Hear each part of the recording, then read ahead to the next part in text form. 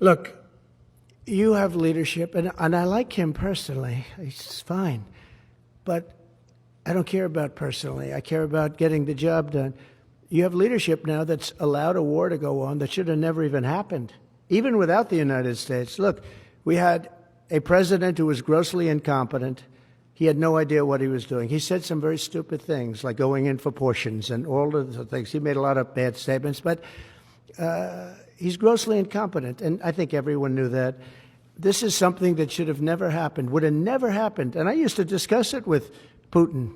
President Putin and I would talk about Ukraine. It was the apple of his eye, I will tell you that. But there was never a chance of him going in. And I told him, you better not go in. Don't go in.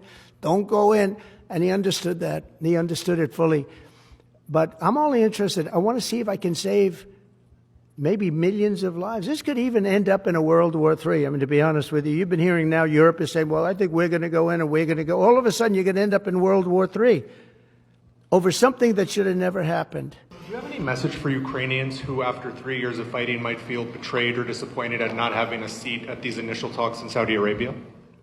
Well, I think I'm really disappointed in what's happened. I've been watching this for 3 years. It's a war that would have never happened if I was president. And I've been watching these people being killed at levels that you've rarely seen, not even close, since the Second World War.